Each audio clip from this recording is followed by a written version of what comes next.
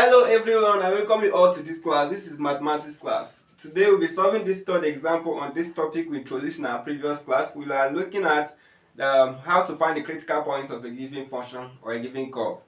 Remember, this is under the application of what? Differentiation. So we said that if you want to find the critical point of a given curve, that we said that at the critical point, derivative of y with respect to x is what? 0. So given this question, they asked us to find the critical points of the function y is equals to x squared plus 3x minus ln of x raised to power 2. That's the natural log of x raised to power 2. So we want to find the critical points of this given function. I said it earlier, that's what I've written down here. At the critical point, derivative of y with respect to x is 0. So we follow what I've written down here. So derivative of y with respect to x, let's evaluate it. Look at the function y. Y is a function of x, right? So we differentiate y with respect to x. So differentiating x squared with respect to x, the index is what? 2. You bring down this 2x. If you remove 1 from 2, you are going to have what? 1. That's 2x power 1. Do the same thing here. You have what? Derivative of 3x will give you what? 3. Then we have minus. Next one is derivative of ln x squared. If you want to differentiate ln, you differentiate that function inside the ln. If you differentiate x squared, you are going to get what? 2x. If you differentiate x squared, you get 2x. They are going to divide the result by what?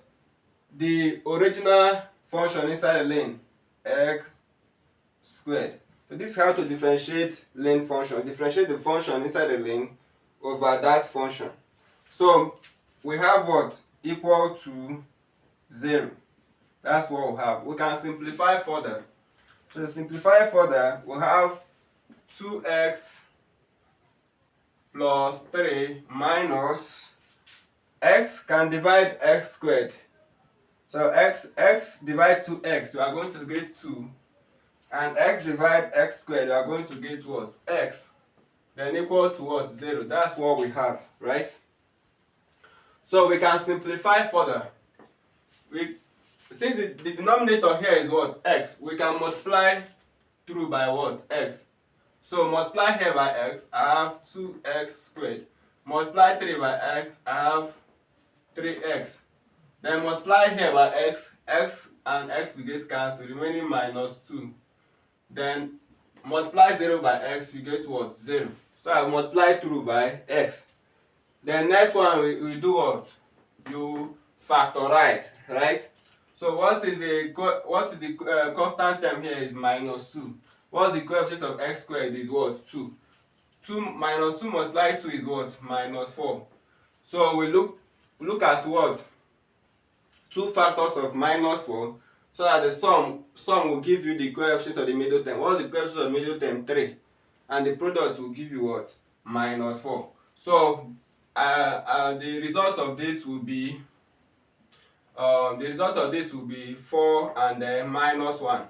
So 4 plus minus 1 will give you what? Positive 3. And 4 multiply minus 1 will give you what? Negative 4. So this will be 2x squared. Then we are going to have what? Plus 4x. That's, as this 4 here, we assume the coefficient will be a coefficient of x. Then this minus 1 will also be a coefficient of x minus x. So 4 minus x will give us the middle term, 3x. Then what? Minus 2 equal to what? 0. So if you simplify further,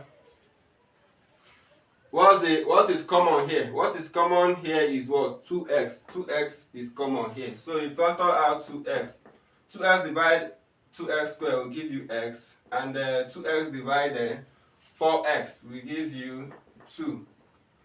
Then what is common here is minus 1. Minus 1, you factor it out, you have x plus 2 equal to 0.